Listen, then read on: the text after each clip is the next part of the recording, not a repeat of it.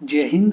General circulation of the atmosphere के बारे में बातचीत हमने इससे पिछले सेशन में ख़त्म कर दी थी और हमने अपना लास्ट सेशन कंक्लूड किया था इस बात के साथ में कि ये जो general circulation of the atmosphere है, ये जो एटमॉस्फेयर का जनरल सर्कुलेशन है, ये ओशंस को भी अफेक्ट करता है।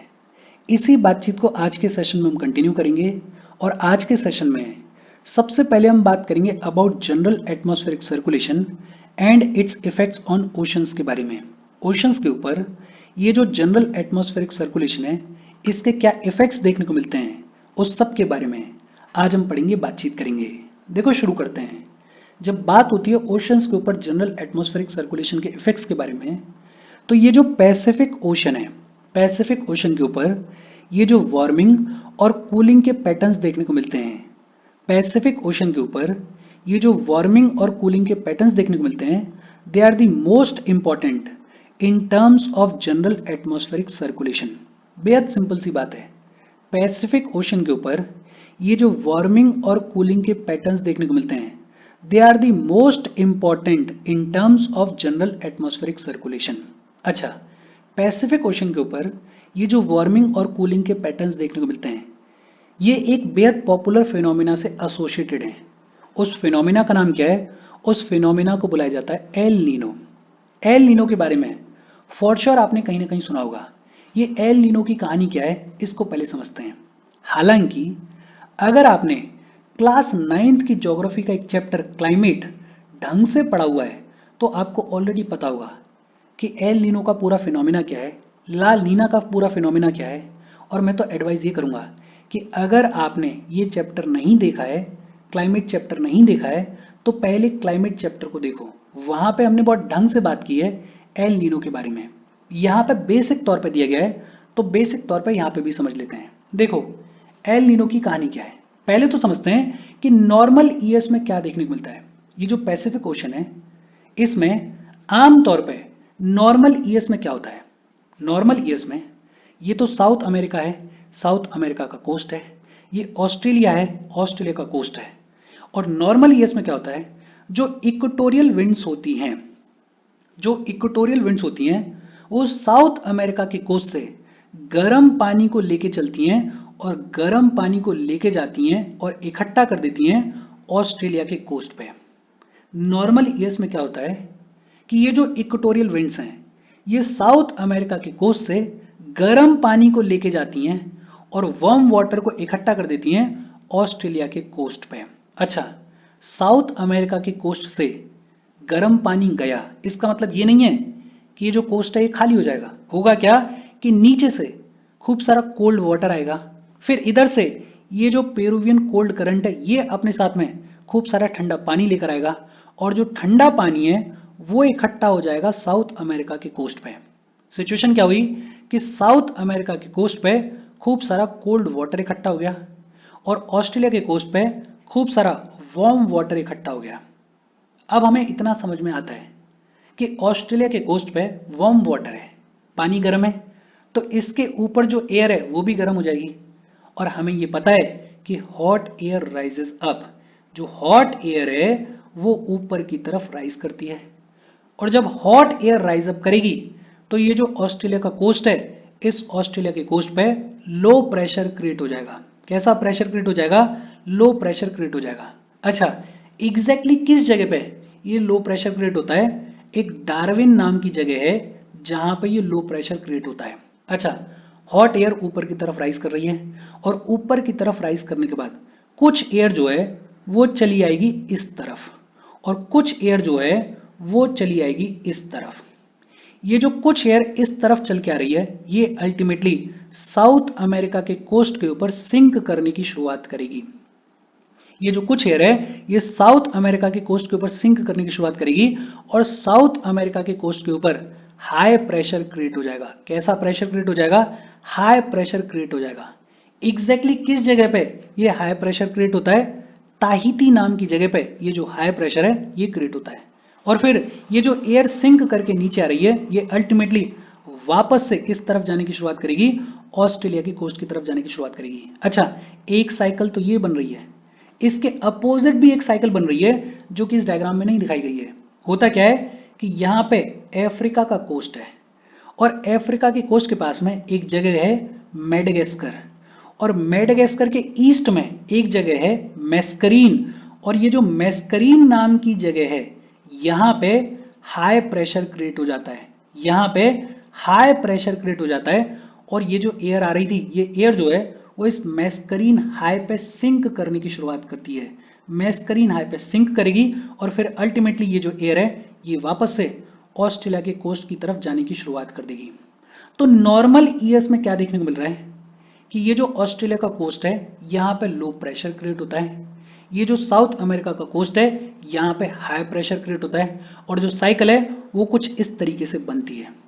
लेकिन 2-4 साल में एक आधी बार ऐसा होता है कि ये जो पूरी प्रेशर की साइकिल है ये रिवर्स हो जाती है, ये एग्जैक्टली उल्टी हो जाती है। रिवर्स किस वजह से होती है उसका एग्जैक्ट रीजन अभी तक हमें नहीं पता है, खोजबीन चल रही है, रिसर्च चल रही है, लेकिन एग्जैक्टली हम नहीं बता पाए हैं कि ये जो प्रेशर की पूरी पूरी साइकिल है ये रिवर्स क्यों हो जाती है। लेकिन हाँ, 2-4 साल में ऐसा देखने को मिलता है कि ये जो प्रेशर की साइकिल है ये पूरे तरीके से रिवर्स हो जाती है, और अब जो फिनोमिना अकर होता है उस फिनोमिना को क्या बुलाया जाता है, उस फिनोमिना को बुलाया जाता है एल नीनो। बेहद सिंपल। अच्छा, अब रिवर्सल के बाद ये जो साइकिल है ये किस तरीके से दिखेगी, अब होगा क्या कि जो ईस्टर्ली विंड्स होती हैं वो किसी रीजन की वजह से कमजोर हो जाती हैं, और अब जो वार्म वाटर है वो वार्म वाटर जो है वो साउथ अमेरिका के कोस्ट पे इकट्ठा होने की शुरुआत कर देता है, वार्म वाटर जो है वो साउथ अमेरिका के कोस्ट पे इकट्ठा होने की शुरुआत कर देता है। और इसके रिलेटिवली अगर देखें तो जो कोल्ड वाटर है वो कोल्ड वाटर जो है वो ऑस्ट्रेलिया के कोस्ट पे देखने को मिलता है। अब समझो बात को, वार्म वाटर जो है वो साउथ अमेरिका के कोस्ट पे है, तो साउथ अमेरिका के कोस्ट पे कैसा प्रेशर क्रिएट होता है, लो प्रेशर क्रिएट होता है। क्यों क्रिएट होता है, बिकॉज वार्म वाटर जो है वो साउथ अमेरिका की कोस्ट पे है, इसके ऊपर जो एयर होगी वो गर्म होगी और हॉट एयर राइजेस अप, तो अब यहां से हॉट एयर ऊपर की तरफ राइज करेगी और साउथ अमेरिका के कोस्ट पे लो प्रेशर क्रिएट हो जाएगा। ये जो एयर है ये घूमेगी और ये एयर जाएगी ऑस्ट्रेलिया के कोस्ट की तरफ, और ऑस्ट्रेलिया के कोस्ट पे ये जो एयर है ये एयर सिंक करेगी, और ऑस्ट्रेलिया के कोस्ट पे रिलेटिवली कोल्ड वाटर है, तो यहाँ पे कैसा प्रेशर क्रिएट होगा, यहाँ पे हाई प्रेशर क्रिएट हो जाएगा। हमने क्या बोला कि एल नीनो ईयर्स में ये जो पूरी प्रेशर की साइकिल है ये रिवर्स हो जाती है। तो पहले ऑस्ट्रेलिया की कोस्ट पे जहां लो प्रेशर था वहां पे अब हाई प्रेशर बन गया, और पहले साउथ अमेरिका की कोस्ट पे जहां पे हाई प्रेशर था वहां पे अब लो प्रेशर बन गया। अच्छा, ये जो एयर सिंक कर रही है ये सिंक करने के बाद वापस कहां जाएगी, वापस से साउथ अमेरिका की कोस्ट की तरफ जाएगी। दूसरी तरफ भी ऐसा ही हो रहा है, ये जो मैस्करीन पे हाई प्रेशर पहले देखने को मिल रहा था अब यहां पे भी लो प्रेशर देखने को मिलेगा, और होगा क्या कि इस लो प्रेशर से भी एयर ऊपर की तरफ उठ रही होगी, एयर जो है वो ऊपर की तरफ उठ रही होगी, और ऊपर की तरफ उठने के बाद ये जो एयर है ये जा रही होगी ऑस्ट्रेलिया की तरफ, और ये जो ऑस्ट्रेलिया का हाई प्रेशर है इस पे सिंक कर रही होगी और वापस से आ रही होगी मैस्करीन लो प्रेशर की तरफ। एल नीनो ईयर में क्या हो रहा है कि ये जो पूरी प्रेशर की साइकिल है वो प्रेशर की साइकिल रिवर्स हो गई है, और इस वजह से जो पूरा प्रेशर का पैटर्न है वो चेंज हो जाता है, और ये जो साइकिल है ये पूरे तरीके से उल्टी हो जाती है। और देखो एल नीनो ईयर में क्या देखने को मिलेगा, एल नीनो ईयर में ये जो साउथ अमेरिका का कोस्ट है इस पे खूब हैवी रेनफॉल देखने को मिलेगी। हैवी रेनफॉल क्यों देखने को मिलेगी, बिकॉज एयर जो है वो ऊपर की तरफ राइज कर रही है, ये जो हॉट एयर है ये ऊपर की तरफ राइज कर रही है। जैसे जैसे ये हॉट एयर ऊपर की तरफ राइज करेगी वैसे वैसे ये जो हॉट एयर है ये कंडेंस होगी और क्लाउड्स के फॉर्मेशन की शुरुआत होगी, और क्लाउड्स का फॉर्मेशन होगा तो अल्टीमेटली खूब सारी यहाँ पे प्रेसिपिटेशन देखने को मिलेगी, रेनफॉल देखने को मिलेगी। तो एल नीनो ईयर में ये जो साउथ अमेरिका का कोस्ट है इसके ऊपर हैवी रेनफॉल देखने को मिलती है, लेकिन ये जो ऑस्ट्रेलिया का कोस्ट है यहाँ पे ड्राउट्स देखने को मिलते हैं। ड्राउट्स क्यों देखने को मिलते हैं, बिकॉज अब यहाँ पे हाई प्रेशर है, अब यहाँ पे जो ऊपर से कोल्ड हैवी एयर है वो सिंक कर रही है, अब यहाँ पे क्लाउड्स का फॉर्मेशन नहीं हो रहा है तो प्रेसिपिटेशन देखने को नहीं मिलेगा। तो एल नीनो ईयर में ये जो ऑस्ट्रेलिया का कोस्ट है इसके ऊपर ड्राउट्स देखने को मिलते हैं। इनफैक्ट इंडिया पे भी ये जो एल नीनो ईयर है, इस एल नीनो ईयर में कभी कभी इंडिया के ऊपर भी ड्राउट्स देखने को मिलते हैं। क्यों देखने को मिलते हैं? अगर आपको बेहतर तरीके से समझना है तो ये जो क्लाइमेट चैप्टर है, इस क्लाइमेट चैप्टर को जाके देखो, पढ़ो, वहां पे हमने ढंग से बातचीत की है। अगर बेसिक तौर पे बात करें तो आपको होपफुली याद होगा कि यहाँ पे कहीं पे इंडिया है और इंडिया के बियॉन्ड अगर देखोगे तो यहाँ पे एक तिब्बतियन लो प्रेशर देखने को मिलता है। देखो, एक साइकिल तो ये बनी हुई है और एक साइकिल ये जो मेडागास्कर का प्रेशर सिस्टम है वो जुड़ा हुआ है इस तिब्बतियन लो प्रेशर से। अब देखो, पहला वाला सिनेरियो कंसीडर करो, पहला वाला ये जो सिनेरियो है ये कंसीडर करो। यहाँ पे हाई प्रेशर बना हुआ है, ये जो मेडागास्कर है ये हाई प्रेशर है। और मैं क्या बोल रहा हूँ, एक साइकिल ये बन रही है, ये साइकिल हमने देख ली। दूसरा सिचुएशन क्या है कि यहाँ पे कहीं पे इंडिया है और इंडिया के बियॉन्ड यहाँ पे तिब्बतियन लो प्रेशर है।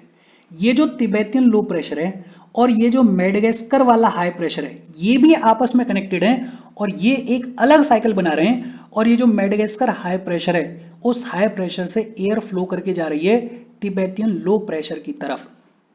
अब देखो, नॉर्मल ईयर में ये जो साइकिल है, ये साइकिल के थ्रू क्या हो रहा है कि ये जो मेडागास्कर वाली जगह है यहाँ पे खूब सारी एयर नीचे आ रही है और नीचे की तरफ खूब सारी एयर इकट्ठा हो रही है। कुछ एयर जो है वो ऑस्ट्रेलिया की तरफ चली जाएगी और कुछ एयर जो है वो इस तिब्बतियन लो प्रेशर की तरफ चली जाएगी जो कि इंडिया से होके गुजरेगी। अगर इंडिया से होके गुजरेगी तो खूब सारा ओशन से मॉइस्चर लेके जाएगी और खूब सारी बारिश करेगी, जो कि अच्छी बात है। लेकिन जब एल नीनो ईयर होगा तो होगा क्या कि ये जो मैस्करीन है ये लो प्रेशर में कन्वर्ट हो जाएगा और इधर भी तिब्बतियन लो प्रेशर है। ये दोनों कनेक्ट कर पाएंगे क्या? अब एयर जो है वो बहुत स्मूथली इस मैस्करीन से इस तिब्बतियन तक फ्लो कर पाएगी क्या? नहीं कर पाएगी। तो होगा क्या कि इंडिया के ऊपर जो एयर मॉइस्चर लेके जा रही थी नॉर्मल ईयर्स में, अब वो नहीं जाएगी। और अगर मॉइस्चर वाली एयर कम जाएगी तो कम बारिश होगी, कम बारिश होगी तो ड्राउट्स जैसी सिचुएशन देखने को मिलेगी। बेसिक तौर पे होपफुली आपको समझ में आया होगा। लेकिन हाँ, अगर आपको डिटेल में देखना है तो क्लास 9th की ज्योग्राफी का चैप्टर क्लाइमेट जाके देखो, वहां पे हमने डिटेल में बातचीत की है। लेकिन मैं उम्मीद ऐसा कर रहा हूं कि आपको बेसिक तौर पे ये समझ में आ गया होगा कि ये जो एल नीनो ईयर है इसमें होता क्या है। अच्छा, एक चीज और, नॉर्मल ईयर से जब हम एल नीनो ईयर में आते हैं तो ये जो प्रेशर है पैसिफिक ओशन के ऊपर ये पूरे तरीके से चेंज हो जाता है। ये जो प्रेशर चेंज देखने को मिलता है इसको क्या बुलाया जाता है? इसको सदर्न ऑस्किलेशन बुलाया जाता है। क्या बुलाया जाता है? इसको सदर्न ऑस्किलेशन बुलाया जाता है। देखो, प्रेशर चेंज जो हुआ पैसिफिक ओशन के ऊपर उसको क्या बुलाया जाता है? उसको सदर्न ऑस्किलेशन बुलाया जाता है। उस प्रेशर चेंज की वजह से जो फिनोमिना देखने को मिल रहा है उस फिनोमिना को क्या बुलाया जाता है? उस फिनोमिना को एल नीनो बुलाया जाता है। और ये जो एल नीनो है और ये जो सदर्न ऑस्किलेशन है इन दोनों को मिला के क्या बुलाया जाता है? इन दोनों को मिला के एनसो बुलाया जाता है। क्या बुलाया जाता है? एनसो बुलाया जाता है। अच्छा, एल नीनो अगर स्ट्रांग होगा तो ऑस्ट्रेलिया के कोस्ट पर ड्राउट्स देखने को मिलेंगे, इंडिया में भी हो सकता है ड्राउट्स देखने को मिले। अगर नॉर्मल ईयर है तो नॉर्मल ईयर में सिचुएशन क्या है वो हमने देख ली। एक टर्म और आता है ला नीना। ला नीना का मतलब क्या होता है कि ये जो नॉर्मल ईयर वाली साइकिल है ये और ज्यादा इंटेंस हो जाती है, ये और ज्यादा गहरी हो जाती है। ये जो लो प्रेशर ऑस्ट्रेलिया के ऊपर क्रिएट हो रहा है, ये जो हाई प्रेशर साउथ अमेरिका के ऊपर क्रिएट हो रहा है, ये और ज्यादा इंटेंस हो जाता है। और अगर और ज्यादा इंटेंस होगा तो ज्यादा इंटेंस फिनोमिना देखने को मिलेगा। सिंपल सी बातचीत है कि यही जो नॉर्मल साइकिल है ये ज्यादा इंटेंस हो जाती है ला नीना वाले ईयर्स में। बेहद सिंपल और इजी सी बातचीत है, होपफुली आपको समझ में आई होगी। और यही सब कुछ टेक्स्ट में लिखा हुआ है, फटाफट से टेक्स्ट को देख लेते हैं। अच्छा, टेक्स्ट को हम देखें उससे पहले वीडियो पे लाइक के बटन को दबा दो। लाइक दबाना जरूरी है बिकॉज यूट्यूब ऐसे ही फंक्शन करता है, जब आप वीडियो पे लाइक के बटन को दबाते हो तो यूट्यूब वीडियो को कंसिडर करता है और थोड़ा सा पुश कर देता है। तो लाइक का बटन दबा दो, शेयर कर दो अपने सोशल मीडिया हैंडल्स पे, व्हाट्सएप वगैरह पे अपने फ्रेंड्स को। जो भी लोग इसमें इंटरेस्टेड हैं, इससे रिलेटेड पढ़ाई कर रहे हैं, उनको शेयर कर दो। अगर चैनल को सब्सक्राइब नहीं किया है तो फॉर श्योर चैनल को सब्सक्राइब कर लो। और अगर आप केपेबल हो हेल्प करना चाहते हो तो आप हमें हेल्प कर सकते हो by clicking on the join button, या फिर आप कंट्रीब्यूट कर सकते हो क्यूआर कोड को स्कैन करके। अच्छा, अब टेक्स्ट देखते हैं। The warm water of the central Pacific ocean slowly drifts towards South American coast and replaces the cool Peruvian current. Such appearance of warm water off the coast of Peru is known as El Nino. अभी हमने बात की है कि El Nino year में क्या होता है कि ये जो पेरू वाला कोस्ट होता है, ये जो साउथ अमेरिका वाला कोस्ट होता है, यहाँ पे वार्म वाटर इकट्ठा हो जाता है और यही बोला गया, ये जो वार्म वाटर इकट्ठा होता है कोस्ट पे, इसकी वजह से एल नीनो देखने को मिलता है। ये जो एल नीनो नाम का इवेंट है, it is closely associated with the pressure changes in the central Pacific and Australia. ये जो एल नीनो इवेंट है, इसकी वजह से प्रेशर चेंजेस देखने को मिलते हैं। वो प्रेशर चेंजेस किस तरीके से होते हैं ऑस्ट्रेलिया के ऊपर और सेंट्रल पैसिफिक में, वो हमने देख लिए। These change in pressure conditions over Pacific is known as southern oscillation. ये जो प्रेशर चेंजेस देखने को मिलते हैं, इन प्रेशर चेंजेस की वजह से जो कंडीशन अकर होती है उसको क्या बोलते हैं, उसको सदर्न ऑस्किलेशन बोल देते हैं। अभी हमने बात की है। अच्छा, ये जो सदर्न ऑस्किलेशन है और ये जो एल नीनो है, इन दोनों फिनोमिनास को जब कंबाइन करके देखा जाता है तो क्या बुलाया जाता है, एनसो बुलाया जाता है। जब एनसो स्ट्रांग होता है, या फिर ये कहें कि जब एल नीनो स्ट्रांग होता है, तो वेदर के लार्ज स्केल वेरिएशंस देखने को मिलते हैं all over the world.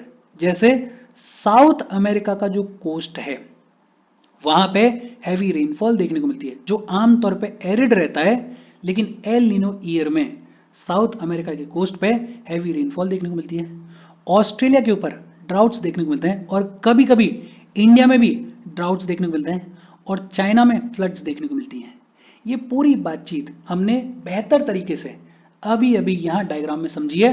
Hopefully आपको चीजें समझ में आई होंगी। अच्छा, वेदर के पॉइंट ऑफ व्यू से क्या चेंजेस देखने को मिलते हैं, अगर वो आपको देखना है तो मैं पहले ही बोल चुका हूं कि जो क्लास 9th की ज्योग्राफी का चैप्टर है क्लाइमेट, इस चैप्टर को देख लो, वहां पे आपको और बेहतर तरीके से चीजों के बारे में पता चल जाएगा। अच्छा, फिर इसके बाद की गई है बात सीजनल विंड्स के बारे में। देखो, अलग अलग सीजन्स आते हैं और ये जो अलग अलग सीजन्स हैं, इनमें हीटिंग के पैटर्न्स चेंज होते हैं, प्रेशर के पैटर्न्स चेंज होते हैं, विंड की बेल्ट्स चेंज होती हैं और इस सब की वजह से जो विंड सर्कुलेशन के पैटर्न्स होते हैं उनमें भी चेंजेस देखने को मिलते हैं। ये जो सीजनल विंड्स के पैटर्न्स हैं, ये ज्यादा देखने को मिलते हैं मॉनसून्स के दौरान। इस सब के बारे में क्लास 11th की जो दूसरी किताब है, इंडिया फिजिकल एनवायरनमेंट, वहां पे हम डिटेल में पढ़ेंगे, वहां पे हम डिटेल में बातचीत करेंगे। फिलहाल के लिए ये जो सीजनल विंड्स हैं, इन सीजनल विंड्स को छोड़ दिया जाए तो कोई दिक्कत वाली बात नहीं है, वहां पे हम पढ़ लेंगे। और अगर आपको अभी इन डिटेल देखना है तो फिर क्लास 9th में जो क्लाइमेट वाला चैप्टर है, वहां पे हमने थोड़ा बहुत पढ़ा इन सीजनल विंड्स के बारे में, वहां पे जाके आप देख सकते हो। इसके बाद बात की गई है लोकल विंड्स के बारे में। देखो, होता क्या है, अगर डेली तौर पे देखें या एनुअल तौर पे देखें, तो डेली तौर पे या एनुअल तौर पे ये जो अर्थ सरफेस है, इसके ऊपर ये जो हीटिंग के पैटर्न्स हैं, ये जो कूलिंग के पैटर्न्स हैं, ये चेंज होते रहते हैं। कहीं पे इंटेंस हीटिंग देखने को मिल जाएगी, सोलर एनर्जी अगर ज़्यादा रिसीव हो गई तो, कहीं पे कूलिंग देखने को मिल जाएगी और इसकी वजह से बहुत सारी लोकल विंड्स देखने को मिलती हैं। इसकी वजह से बहुत सारी रीजनल विंड्स देखने को मिलती हैं। जैसे अगर रीजनल विंड्स की बात करें, लोकल विंड्स की बात करें, तो नॉर्थ इंडिया में एक जो सबसे पॉपुलर लोकल विंड है उसका नाम क्या है, उसका नाम है लू। ये वार्म विंड है, आपने पढ़ा होगा इसके बारे में, लू चलती है नॉर्थ इंडिया में। इसके अलावा अगर देखें तो एक और लोकल विंड है जिसका नाम है सिरोको। क्या नाम है, सिरोको। और ये जो सिरोको नाम की लोकल विंड होती है, ये बेसिकली डस्ट स्टॉर्म्स होते हैं। जैसे डस्ट स्टॉर्म्स की अगर बात करें तो एक लोकल विंड चलती है इजिप्ट में जिसको बुलाया जाता है कमसीन। क्या बुलाया जाता है, कमसीन। कमसीन ये जो लोकल विंड है, ये कहां पे देखने को मिलती है, ये देखने को मिलती है इजिप्ट में। ऐसे ही एक और लोकल विंड है जिसको बुलाया जाता है गिबली। क्या बुलाया जाता है, गिबली। और ये जो गिबली नाम की लोकल विंड है, ये कहां पे देखने को मिलती है, ये देखने को मिलती है लिबिया में। एक गल्फ ऑफ गुनिया नाम की जगह है और गल्फ ऑफ गुनिया नाम की जगह पे एक लोकल विंड चलती है जिसे बुलाया जाता है डॉक्टर। क्या बुलाया जाता है, डॉक्टर बुलाया जाता है, या इसको हरमाटा भी बुलाया जाता है। ये जो डॉक्टर विंड है इसको हरमाटा भी बुलाया जाता है। अच्छा, ये तो वार्म विंड्स के एग्जांपल्स हैं। बहुत सारी लोकल कोल्ड विंड्स भी देखने को मिलती हैं, बहुत सारी लोकल कोल्ड विंड्स भी देखने को मिलती हैं। फॉर एग्जांपल, एक कोल्ड विंड चलती है जिसका नाम है बोरो विंड। क्या नाम है, बोरो विंड। जो एड्रियाटिक सी है उसके अलोंग ये जो बोरो विंड है, ये बोरो विंड देखने को मिलती है। इसके अलावा एक कोल्ड विंड और है, ग्रिगेली विंड। ग्रिगेली विंड ये जो ग्रिगेली विंड है ये कहाँ पे देखने को मिलती है? ये ग्रीस में देखने को मिलती है। लोकल विंड्स के और बहुत सारे एग्जाम्पल्स हैं, लेकिन मोटा मोटा तौर पे हमने बात कर ली कि जो ड्यूरेनल चेंजेस होते हैं टेम्परेचर में, जो एनुअल चेंजेस होते हैं टेम्परेचर में, उसकी वजह से अर्थ के सरफेस के ऊपर ये जो हीटिंग के पैटर्न्स हैं, ये जो कूलिंग के पैटर्न्स हैं, इनमें डिफरेंसेस देखने को मिलते हैं। और इन डिफरेंसेस की वजह से बहुत सारी लोकल विंड्स या बहुत सारी रीजनल विंड्स देखने को मिलती हैं। जैसे वार्म विंड्स की अगर बात करें तो जो सबसे पॉपुलर नाम आपने सुना होगा वो कौन सा है? वो है लू। इसके अलावा डस्ट स्टॉर्म्स देखने को मिलती हैं, जिनको आमतौर पर सिरोको बुलाया जाता है। कमसिन नाम की वार्म विंड फ्लो करती है कहां पे? इजिप्ट में। गिबली नाम की वार्म विंड देखने को मिलती है कहां पे? लिबिया में। डॉक्टर नाम की वार्म विंड देखने को मिलती है कहां पे? गल्फ ऑफ गुनिया में। कोल्ड विंड्स की अगर बात करें तो बोरो नाम की विंड देखने को मिलती है एड्रियाटिक सी के आसपास। ग्रिगेली नाम की कोल्ड विंड देखने को मिलती है ग्रीस में। तो ये लोकल विंड्स हैं। अच्छा, इसके बाद अगर बात करें तो इसके बाद बात की गई है लैंड एंड सी ब्रिजेस के बारे में। ये जो लैंड एंड सी ब्रिजेस हैं इनकी बातचीत हम अगले सेशन में करेंगे।